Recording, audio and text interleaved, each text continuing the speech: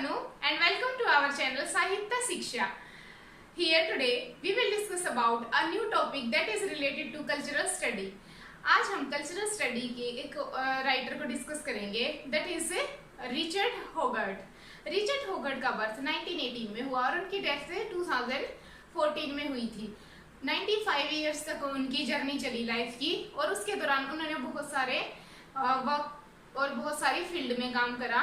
उनकी फील्ड से रिलेटेड है, उन्होंने सोशलॉजी में, इंग्लिश लिटरेचर में, साइकोलॉजी में और बहुत सारी अदर फील्ड में भी उन्होंने काम करा। तो सबसे पहले तो हम ये बता देते कि हमने सबसे पहले रिचर्ड होगर्ट को ही कल्चरल स्टडी में क्यों लिया, क्योंकि रिचर्ड होगर्ट ही कल्चरल स्टडी के फाउंडर माने जाते हैं।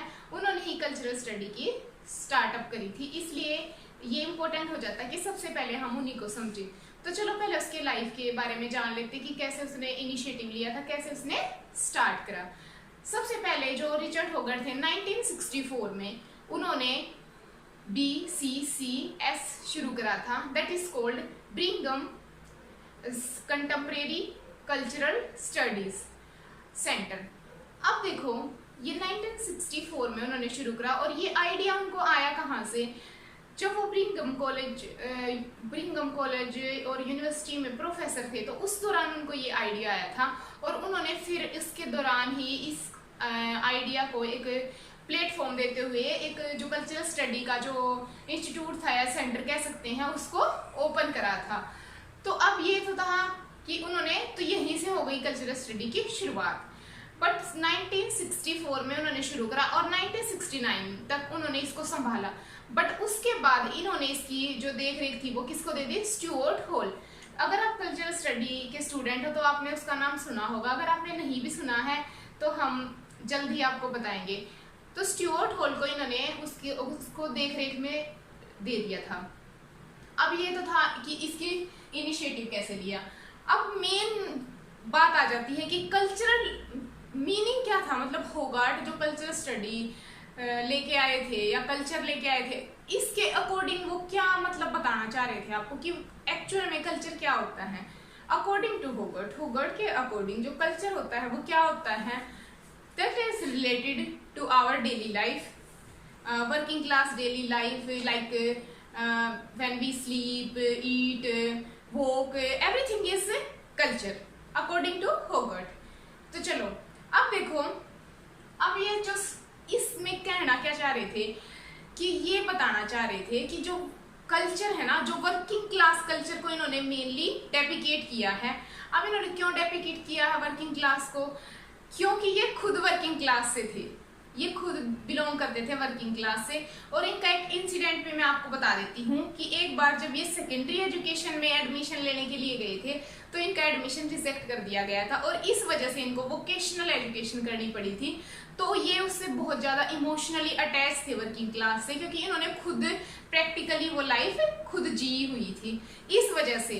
तो ये मेन दिखाना चाहते हैं कि जो आपका सब कल्चर है, वर्किंग क्लास को ये कह रहे हैं कि जो आपका सब कल्चर है ना, जो हिडन यानी कि छुपा हुआ है, उसको बाहर लेके आया जाए, उसको एक प्लेटफॉर्म दिया जाए ताकि दुनिया देख सके कि कैसे जो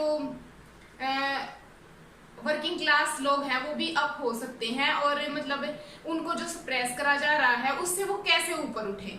तो ये मेन बात थी इसमें। अब देखो आगे कहता है कि मतलब जो कल्चरल स्टडी है ना, जो आपने आज तक जितनी लाइफ जी है और आगे भी जो आप जी रहे हो वो उसमें जो आपने करा है वो सब कल्चर है, ठीक है। अब इन्होंने एक बहुत ही इंपॉर्टेंट वर्क लिखा था, that is called uses of literacy. 1957 में इन्होंने लिखा था यूजेस ऑफ लिटरेसी।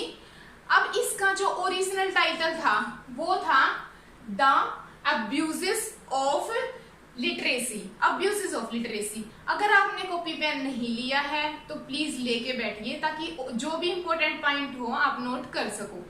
तो अब्यूजेस ऑफ लिटरेसी इसका ओरिजिनल टाइटल था और इसको एक सब टाइटल भी दिया गया, that is called aspect of working class, aspect of working class. तो ये तीन तो थे इसके टाइटल। अब मैं टाइटल का मीनिंग समझा देती हूँ आपको कि एक्चुअल में जो टाइटल लिया गया उसका मतलब क्या था, उसका मीनिंग ही क्या था। यूजेस ऑफ लिटरेसी का मतलब होता है कि जो नॉलेज हमारे पास है, अगर आज मैं आपको पढ़ा रही हूँ तो उसको यूज कैसे करा जाए, उसका यूज क्या होता है, that is a meaning of literacy. Use करना, अपनी नॉलेज को एनहांस करना, और किनको कह रहा है ये, वर्किंग क्लास को।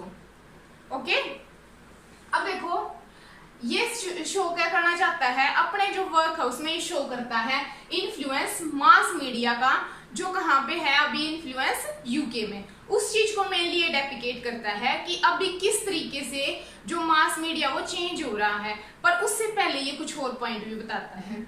अब देखो जैसे मास कम्युनिकेशन हो गया, वहाँ की साइकोलॉजी हो गई, वहाँ के जो एनवायरनमेंट हो गया, उन सारी चीजों को डिस्कस करता है।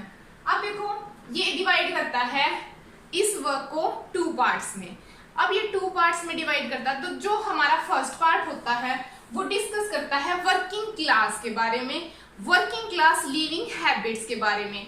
जैसा कि मैंने पहले भी बताया कि वो कैसे रह रहे हैं, कैसे सो रहे हैं, कैसे कहीं पर जा रहे हैं, कैसे कम्युनिकेट कर पा रहे हैं, कि क्या उनके कम्युनिकेशन कितने स्ट्रॉन्ग हैं। अब उनके पास नॉलेज तो है, ये बता रहा है कि नॉलेज तो है, बट वो उनको एक्सप्लोर कैसे करें, उनको यूज नहीं आ रहा उनका, और वो कैसे आएगा अगर वो उसको एनहांस करेंगे। तो इसमें इसने इतना ही बताया कि कैसे वो अपनी लाइफ जी रहे हैं, टैलेंट होने के बावजूद भी वो उस लेवल पे नहीं है जहां उनको होना चाहिए। तो फर्स्ट पार्ट में राइटर ने यही बताया है। अब सेकंड पार्ट पे आ जाते हैं। सेकंड पार्ट में डिस्कस करा है, अब मेन चीज आ जाती है। सेकंड पार्ट में क्या बताया है, डिस्कस करा मास मीडिया को। अब क्या इसके आगे बताते हुए कि वर्किंग क्लास जो है ना, वो खुद को इम्प्रूव किस तरीके से करे, वो जब मास मीडिया से जुड़ जाएगी तो उसने खुद में इम्प्रूवमेंट लाना शुरू करा, खुद को और बेटर बनाया। अब मैं बता देती हूँ कि जैसे कि उन्होंने बुक लिखनी शुरू करी, जो नॉलेज थी ना अपनी उसको एनहांस करा, और किस चीज के थ्रू उसको एनहांस करा, उसको एनहांस करा उसने मास मीडिया के थ्रू।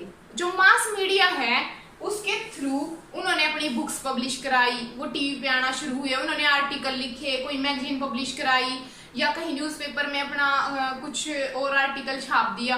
तो इन चीजों के थ्रू जो वर्किंग क्लास है उसने अपना एग्जिस्टेंस बनाना शुरू करा, कि हाँ अपनी भी आइडेंटिटी को क्रिएट करना शुरू करा। तो जो लिटरेसी का यूज है एक्चुअल में वो सेकंड पार्ट में उन्होंने शुरू करा, और किस चीज के थ्रू शुरू करा, मास मीडिया के थ्रू।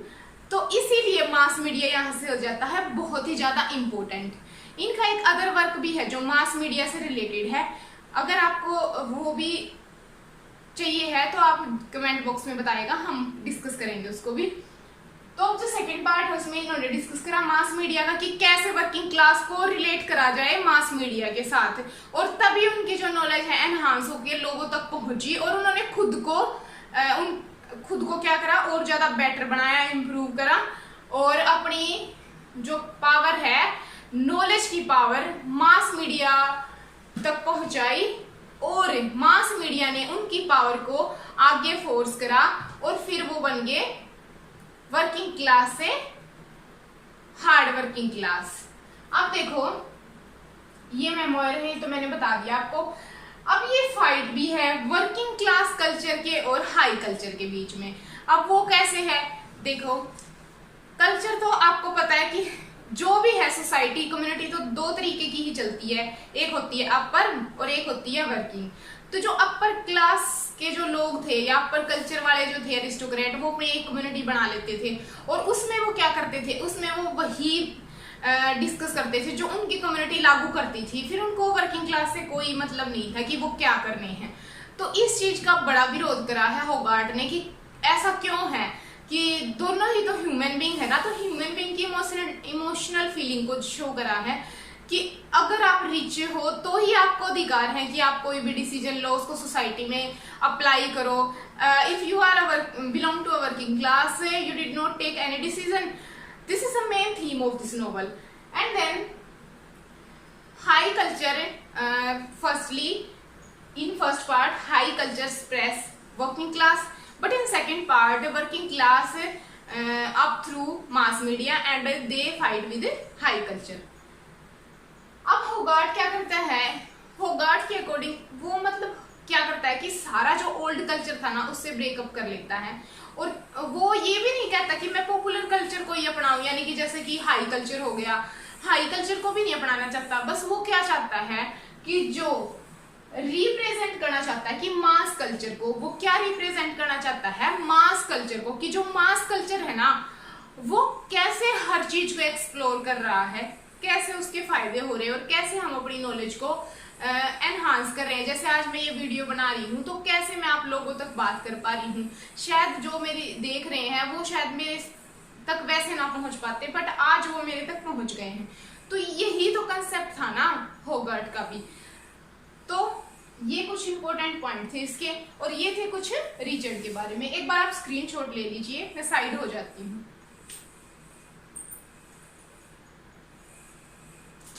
आई होप आपने स्क्रीनशॉट ले लिया होगा। ये कुछ बहुत ही ज्यादा इंपॉर्टेंट पॉइंट है यूजेस ऑफ लिटरेसी के बारे में। इसके कई अदर वर्क्स भी हैं जो बहुत ही ज्यादा इंपॉर्टेंट है।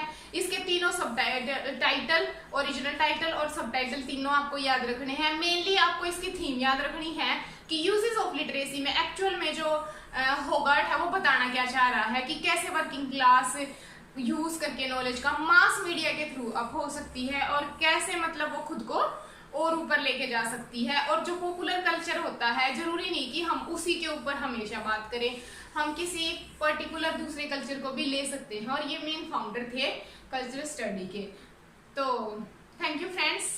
अगर आपको वीडियो पसंद आए तो लाइक करिए, कमेंट, शेयर एंड सब्सक्राइब करिएगा। Thank you.